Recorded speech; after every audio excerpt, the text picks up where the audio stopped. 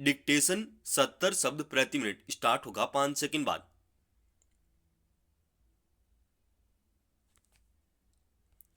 Start.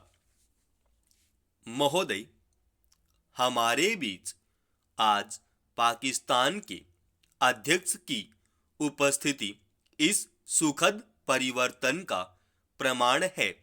व्यक्तिगत असुविधा के बावजूद उन्होंने गणराज्य दिवस समारोह देखने के लिए हमारा निमंत्रण स्वीकार किया और वे वहां पधारे हैं। विदेशों के साथ महत्वपूर्ण संपर्क की दिशा में यह वर्ष चिरस्मरणीय रहेगा। इस वर्ष बाहर से कई एक सम्माननीय महानुभाव हमारे देश में आए हैं। उनमें यूगोस्लाविया के राष्ट्रपति, चीनी लोकराज्य के प्रधानमंत्री, श्रीलंका के प्रधानमंत्री और इंडोनेशिया के प्रधानमंत्री का मैं विशेष उल्लेख करना चाहूँगा।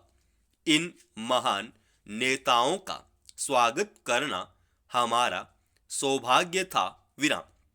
रूस, चीन तथा अफगानिस्तान के सांस्कृतिक शिष्टमंडल भी इस वर्ष हमारे देश में आए। इन शिष्टमंडलों को भारत में बहुत लोकप्रियता मिली। ऐसे आगमनों और राष्ट्रों में सांस्कृतिक शिष्टमंडलों के आदान प्रदान की उपादेयता निश्चित ही बहुत अधिक है। संयुक्त राष्ट्र संघ के आदर्शों में हमारी आस्था यथापूर्ण स्थिर है। फिर भी मेरे विचार से विभिन्न भूखंडों के राष्ट्रों द्वारा सामान्य समस्याओं पर विचार करने के लिए पारस्परिक विचार विमर्श उस महान विश्व संगठन के उद्देश्य अथवा आदर्शों के प्रतिकूल नहीं। एशिया और अफ्रीका के राष्ट्र इंडोनेशिया में अपना एक सम्मेलन कर रहे हैं, जिसमें वे निजी समस्याओं पर विचार करेंगे। मुझे बहुत प्रसन्नता है कि बेगोर सम्मेलन और प्रस्तावित जकार्ता सम्मेलन का आयोजन करने में भारत कुछ सहायता कर सका है। यह सब कार्य निश्चय ही बहुत बड़े हैं। इनमें हमें आगे बढ़ने के लिए दृढ़ संकल्प और आत्मविश्वासी बने रहने की प्रेरणा मिलती है। यह उस नए युग का प्रारंभ मात्र है जिस भू पर उतरने की हम प्रतिज्ञा कर चुके हैं।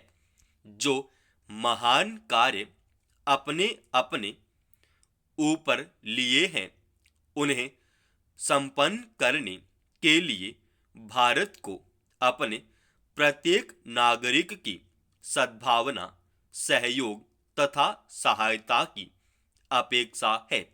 यह अब प्रत्यक्ष होता जा रहा है कि लोगों में आशा तथा आत्मविश्वास की कमी नहीं और भारत के भविष्य में उन्हें पूर्ण विश्वास है। ये शुभ लक्षण है। अपने पिछड़े हुए और दलित भाइयों से दो शब्द कहकर मैं इस संदेश को समाप्त करता हूँ। हम अपनी प्रतिज्ञाओं से मार्गदर्शन और उन उच्च आदर्शों से उत्प्रेरित हो जिनका सदियों से भारत ने आदर किया है और जिनका फिर से स्मरण कराने के लिए महात्मा गांधी ने इतना गंभीर प्रयत्न किया, जो भारत में सच्चा कल्याणकारी राज्य स्थापित करने के लिए कटिबद्ध है। ऐसा कल्याणकारी राज्य बनाएंगे जिसमें प्रत्येक नागरिक को न केवल समान अधिकार और समान अवसर मिलेगा, बल्कि वह अपने देश के प्रति कर्तव्य का भी स्वेच्छा से पालन करेगा। मेरी आज यह प्रार्थना है कि हमारा यह आदर्श ध्रुव तारे के समान हमारे पथ प्रदर्शन के लिए, हमें प्रेरणा देने के लिए सदा हमारे सामने रहे। मैंने यह प्रयत्न किया है कि संसद के इस सत्र में जो काम आपके सामने आएंगे उनमें से कुछ आपको बता दूं। मुझे आशा है कि आपका परिश्रम हमारे देश के लिए कल्याण के लिए सफल होगा और भारत गणराज्य की यह नई संसार मैत्रीपूर्ण सहयोग का एक उदाहरण उपस्थित करेगी। समाप्त। दोस्तों, रोजाना ऐसे ही एडवांस डिक्टेशन के लिए इस चैनल को आप अभी सब्सक्राइब कीजिएगा और आज के इस डिक्टेशन का पीडीएफ फाइल हमने हमारे Telegram channel study with HP Swami पर डाल दिया है।